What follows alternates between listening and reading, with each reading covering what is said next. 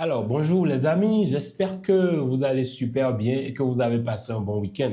Bon, le week-end vient de se terminer et qui dit week-end, week-end de Cannes, main event, et qui dit main event dit naturellement Côte d'Ivoire, Cameroun. Et qui dit Côte d'Ivoire, Cameroun, c'est deux pays frères, beaux-frères, comme vous le voulez, deux pays qui se taquinent.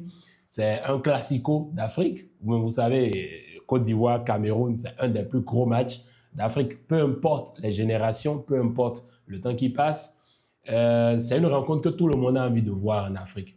Que ce soit ceux d'Angola, que ce soit ceux du Mali, que ce soit ceux de la République centrafricaine. Tout le monde a envie de voir comment est un match Côte d'Ivoire-Cameroun parce que historiquement, ces deux équipes qui ont une histoire, la Côte d'Ivoire qui a 3 étoiles, le Cameroun qui a 5 étoiles. Et regardez même depuis les conférences de presse déjà, ça s'envoyait déjà des pics en mode ah, nous on n'a pas peur d'eux, on va pas les respecter. Et Faye qui vient aussi qui dit ah non mais ok, c'est vrai qu'ils vont pas nous respecter, mais c'est pas dans le mauvais sens tout ça. Donc les hostilités ont été lancées déjà bien avant le match. Et franchement, le match, il a tenu ses promesses. Hein. Ah oui, le match, il a été au rendez-vous. Franchement, moi, j'ai envie d'applaudir. Oui, on sait qu'au final, ça se termine par un nul, ce qui ne nous avantage pas, parce que moi, je supportais la Côte d'Ivoire, ça ne nous avantage pas. Mais franchement, pour la beauté du spectacle, pour le contenu de ce que les deux équipes ont eu à proposer sur le terrain, franchement, chapeau. Et avant de commencer la vidéo, je vais d'abord féliciter Kosonou. Ah oui, Kosonou sur la dernière occasion, ça nous a un peu effrayé là, parce que ça aurait pu être pire. Hein. Imaginez à la dernière minute, Mbeumo qui croise sa frappe du pied gauche de façon létale.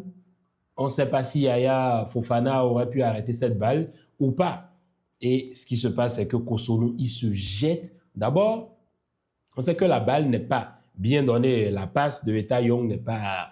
C'est pas la passe qu'il devait faire parce que la passe devait être un peu plus devant pour que Mbeumo ait le temps d'avancer dans la surface de réparation et de bien croiser. Mais là, il la reçoit un peu plus en retrait, donc ça fait que ça difficulte le mouvement.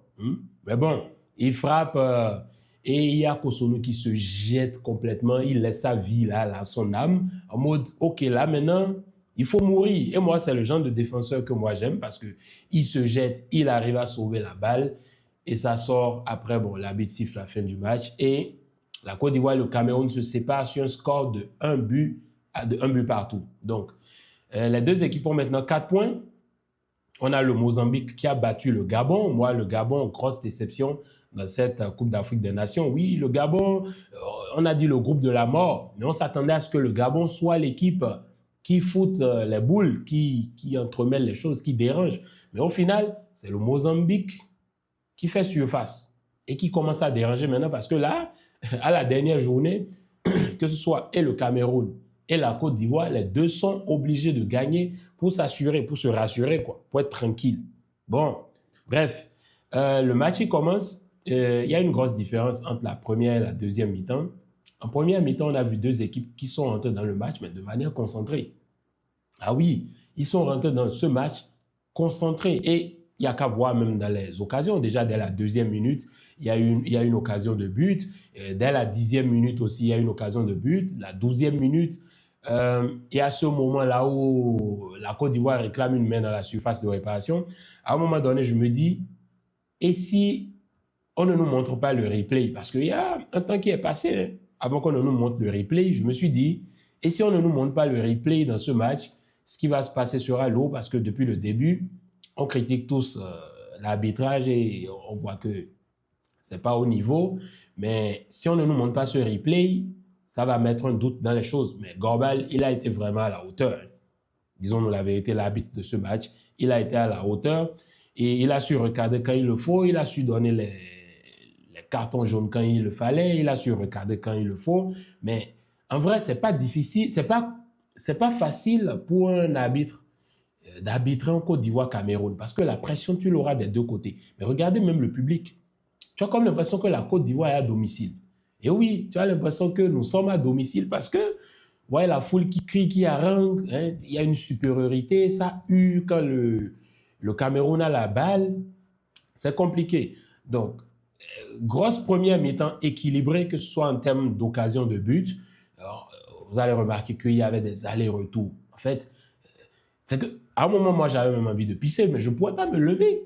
Et ma vessie allait exploser parce que je me disais, et si je pars et ça marque? Parce que tellement ça allait vite dans les deux sens. Il y avait une certaine bataille au milieu de terrain.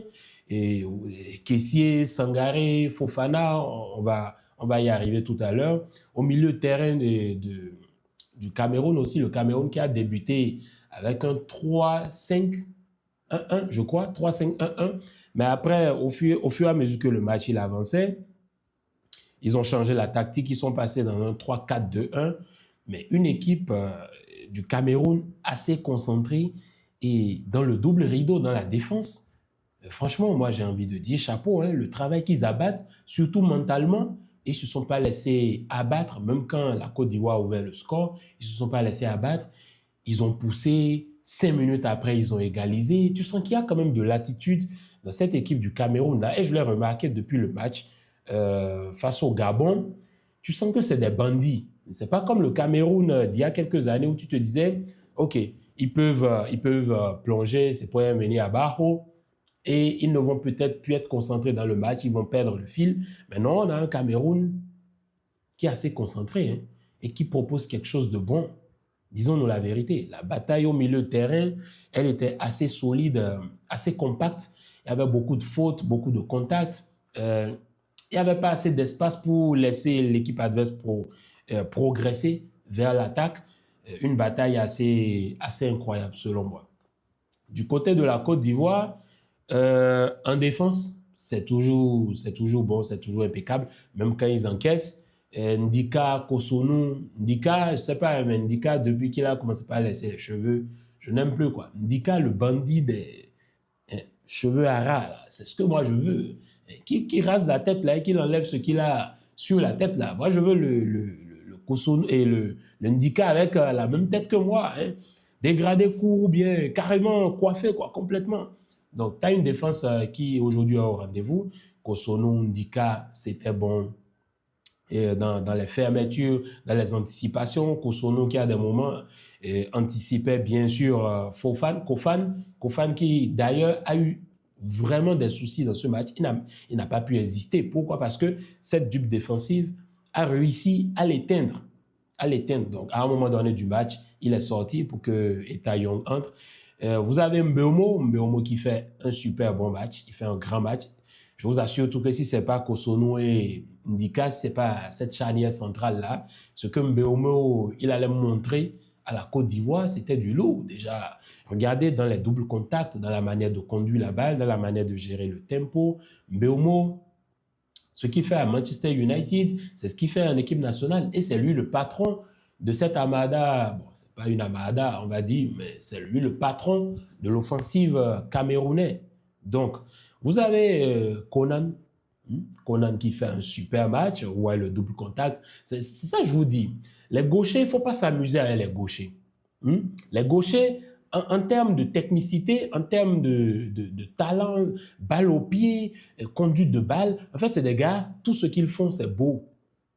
Regardez Conan, double contact sur Chama 2, tac, tac, il le tue, il envoie la balle à Amad Diallo. Qu'est-ce que Amad Diallo fait lui aussi? Il maîtrise, il temporise, il fait tac, tac, il rentre dans la surface, enroulé, parfait du pied gauche, et le but entre. Amad Diallo, c'est clairement l'homme de la situation. Hein.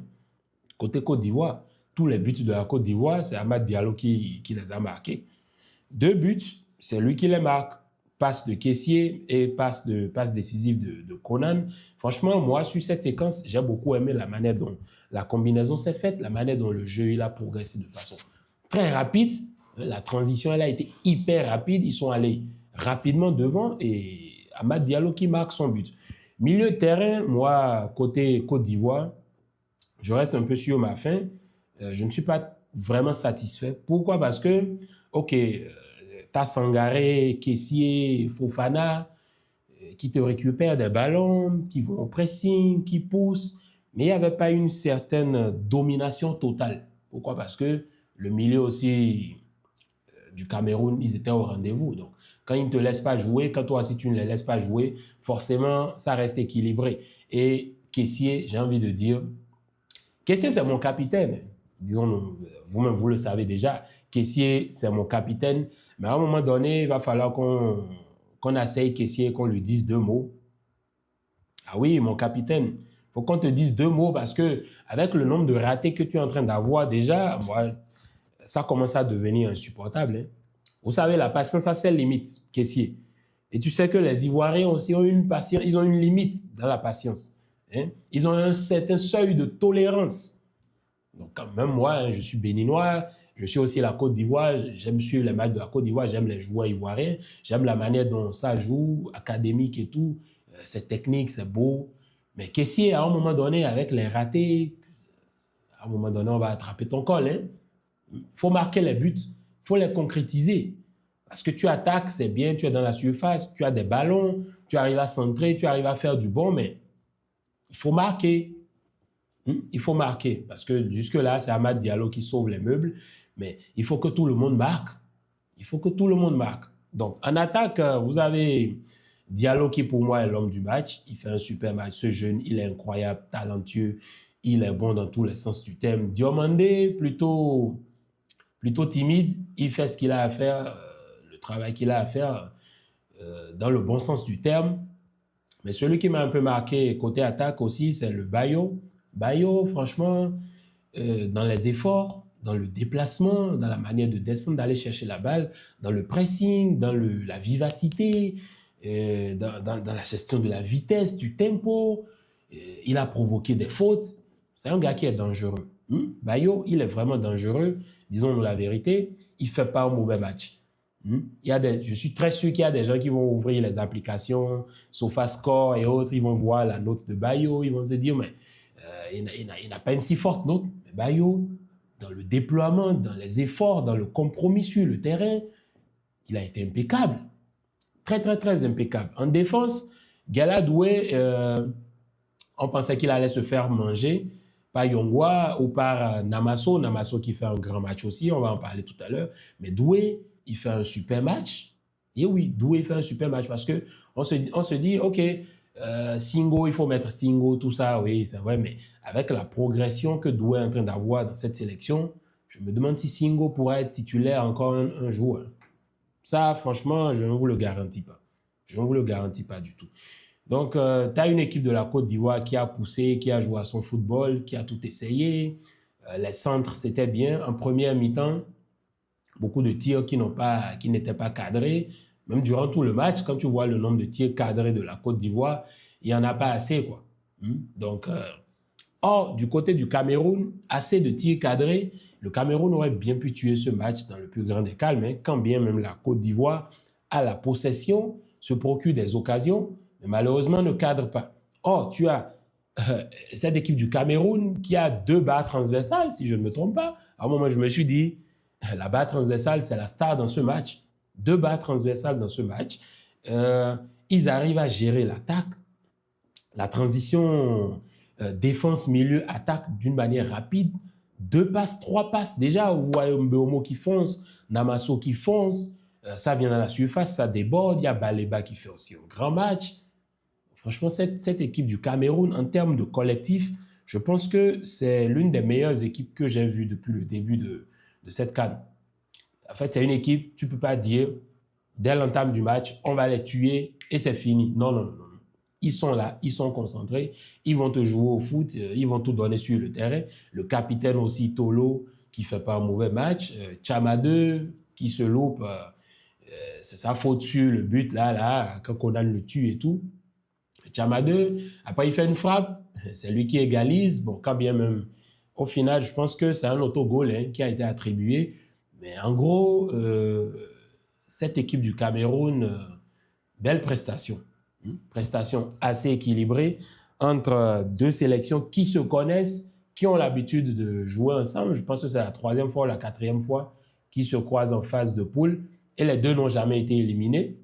En phase de poule, on espère que ce soit la même chose qui se passe aussi cette saison parce qu'on a bien envie de voir et le Cameroun et la Côte d'Ivoire parce que nous, on veut de gros matchs et tout ce qui va avec. Franchement, Les deux équipes nous ont respectés. Moi, je tire chapeau, pardon. Le nul, il est mérité. Si la Côte d'Ivoire gagnait ou le Cameroun gagnait, il n'y aurait pas de souci. Personne ne pourra venir dire « Oh non, que ci, que ça ». Non, non, pas du tout. En gros match. Moi, j'ai aimé. Vous dites-moi dans les commentaires vos tops, vos flops. Qui pour vous est l'homme du match? Comment vous voyez ces deux équipes-là? Et on va parler aussi après du troisième match. Là, on a la deuxième ronde qui est terminée. La troisième journée va commencer bientôt et on verra ce qui va se passer.